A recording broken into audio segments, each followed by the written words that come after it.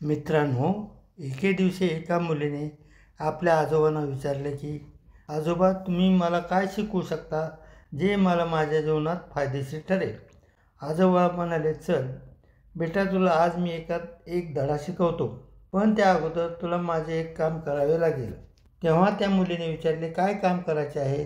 त्यावर आजोबा म्हणाले, तू आपल्या गल्लीत जाऊन सगळ्यांना सांग की माझी कोंबडी सोन्याची अंडी देत आहे, म्हणून आता आम्ही करोडपती बनणार आहोत.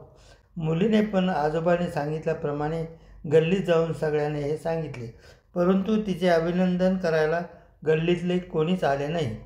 नंतर दुसऱ्या दिवशी सकाळी आजोबा त्या मुलीला म्हणाले की आज मी तुला आणखी एक धडा शिकवतो, पण त्यासाठी तुला अगोदर माझे एक काम करावे लागेल. मुलीने विचारले, काय काम करावे लागेल.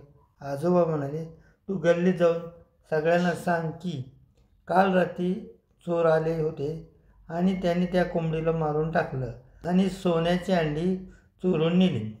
थोड्या वेळाने गल्लीतले बरेच लोक तिच्या घरी आले आणि तिची विचारपूस केली, हळहळ व्यक्त केली. मुलीने आपल्या आजोबाला विचारले, आजोबा, काल तर कोणीच आले नाही, पण आज खूप लोक आले.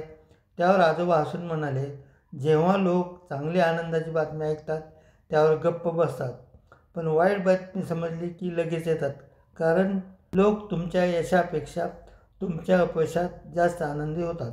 प्रिय मित्रांनो, तुम्ही या कथेतून आपण काय शिकलात हे कमेंट करून नक्की सांगा. धन्यवाद.